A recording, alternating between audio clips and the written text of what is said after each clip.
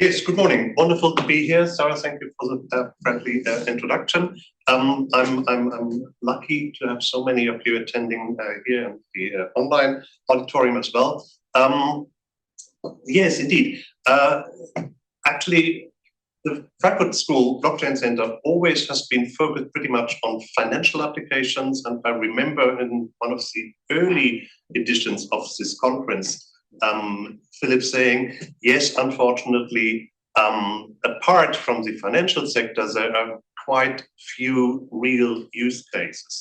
And I'm happy to say that there are more and more evolving where industry applications use blockchain for a wide variety of solutions. And to kick off what we are going to do in this first session, I'm very happy to share with you some insights we recently gained out of a study we did about the adoption of crypto and blockchain particularly. It's much more about the technology, it's much more about DLT and blockchain than about the crypto part of it. We did recently. Before I do that, let me just briefly introduce myself.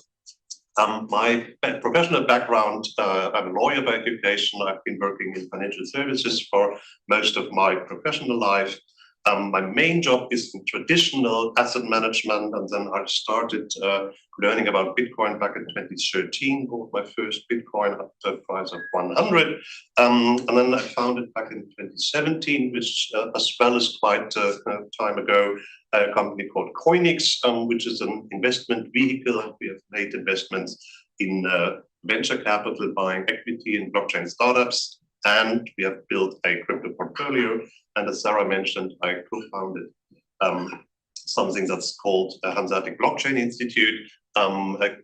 Intended to be think tank to educate and learn about blockchain. And then since 2021, I'm a board member of the Bundesblock, the lobby organization for the German blockchain industry. And then we founded a mutual fund quite recently, investing in a crypto portfolio. With that, let me briefly get you an introduction to this Hanseatic Blockchain Institute. We were founded back in 2019 as well. We have about 100 members, and we intend to educate about DLT-related topics. We have made more than 150 events, partly online, partly workshops with industry representatives, and so on. We do workshops for cooperation. We have a broad base of videos we have produced, mostly in German language, because we want to help support the German industry. And to be frank, yes, we all speak very good English. However, if you want to get a link into a large industry organization with a new technology, it's always helpful to translate this into German. And what I'm going to present in a few seconds is something that's called W3 Now, W3 Now, which is the buzz name for a study we carried out on behalf of the German Federal Ministry of Economic Development and Climate Control. We had a discussion 2 years ago, and they said, so what can we do to support the blockchain adoption in Germany? And our answer was, yeah, actually, we don't even have an overview how many corporations in Germany out there are seriously considering to move into blockchain, how many of them are using blockchain already, and therefore it might make sense to first of all have a survey to understand a little bit more, and then in the next step come up with recommendations on what should do, what policy should do in order to support this move. And we recently did a paper on synergies between blockchain and AI, which we are going to publish in a few weeks. This is just a brief look into our YouTube channel, which covers many aspects of blockchain applications in industry. And with that, let me briefly move into this study, which started in summer last year. And what we did in the first place is with IFO, that's the German Institute for economic surveys. We started a representative question on usage of blockchain, because the first part, then in a second part, we did a quantitative study where we had more than 200 participants going into deeply a questionnaire about how they apply blockchain, why they apply blockchain, what the obstacles are, and so on. We are presenting a short report, a first kind of findings of this in March, and we are going to do a third part of the study, which will essentially be addressing some lighthouse projects. We want to identify some 10 to 15 German projects that use blockchain in different use cases, and make these projects available to a broader audience to help share ideas and share insight. With that, just briefly, with our a little bit more than 200 participants, the lucky thing is that most of them, more than 89%, claimed that they are familiar or very familiar with blockchain. So we wanted to have experts answering our questions, because we are in such a specific sector, and we feel it doesn't make sense to just send questionnaires out to people that say, I have no clue about it, but I'll put my courses somewhere. And then the second positive aspect of it was that more than 50% of the participants are on a senior executive level. Then we saw that quite a bunch of the participants are smaller companies, startups in the sector. However, we even have some 30% of the participants with more than 50 employees, and even 15% with more than 1,000 employees. So we see a broad spectrum. And then looking at the industry sectors of our participants, the largest sector is the financial services area. And then above that is IT and telecommunication, which relates to the fact that we have quite a bunch of just developing countries, companies in the sector.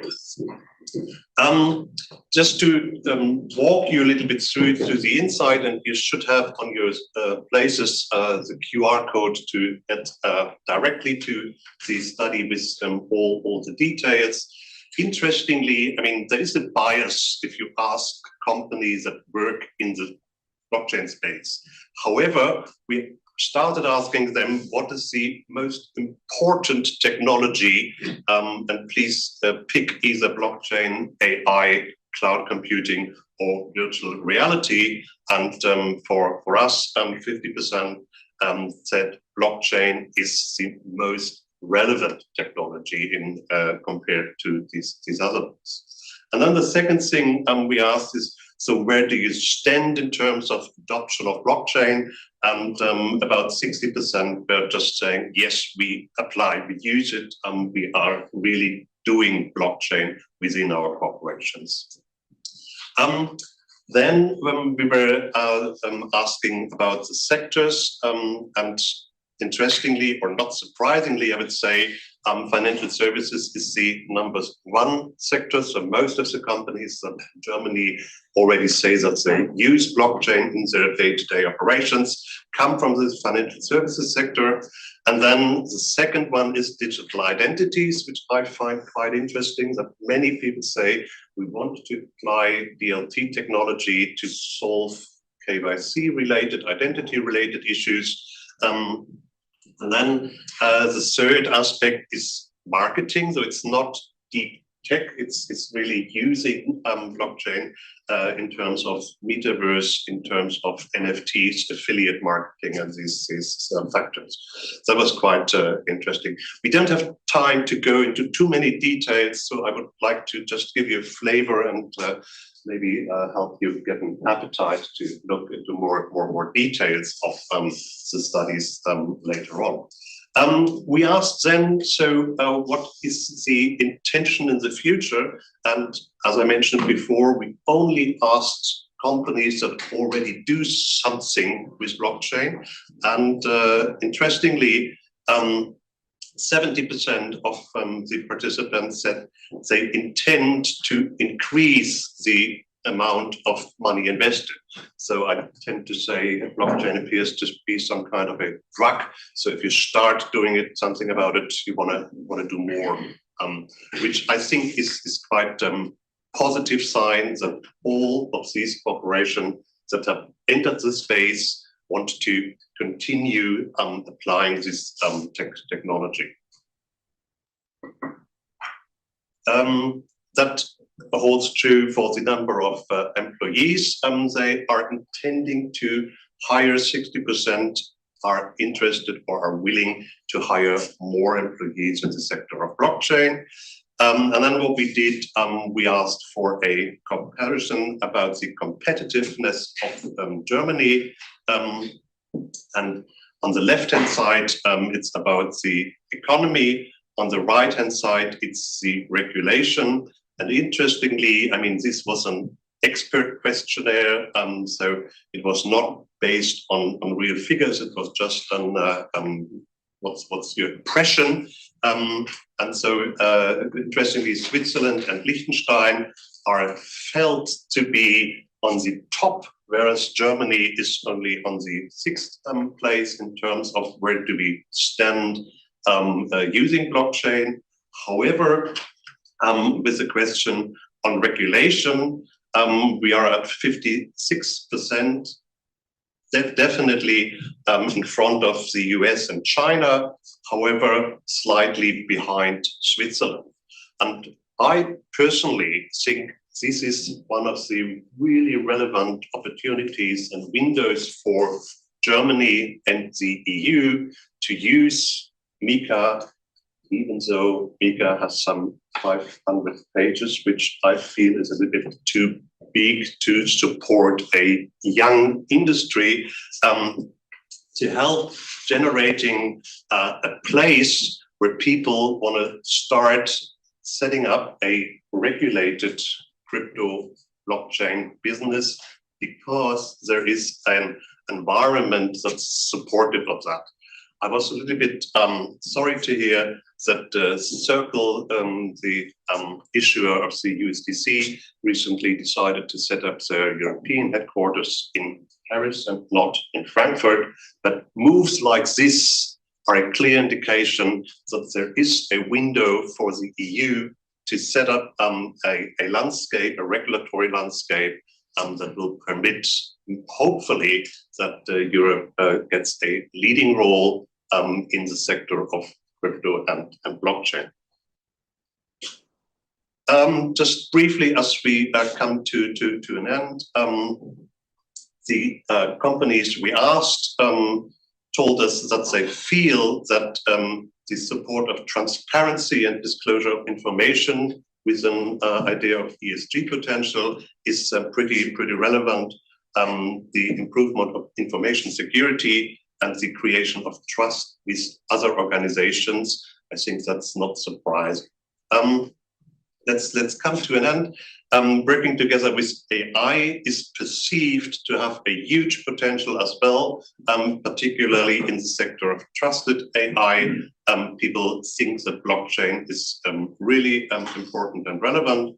And when we come to challenges and hurdles, obstacles, then compliance with legal and regulatory requirements is perceived to be the biggest threat. Technical complexity, lack of expertise. Please go into the details and look into the study. Final remark, compared to 2 years ago, where many corporations were afraid to using public permissionless blockchain, now it appears to be a kind of new insight that the single one good way to use blockchain is a public permissionless blockchain. And with that, finally, 94% of the participants are using blockchain because it permits smart contracts. Bitcoin has a minor relevance. And with that, I come to an end. Thank you for listening to me.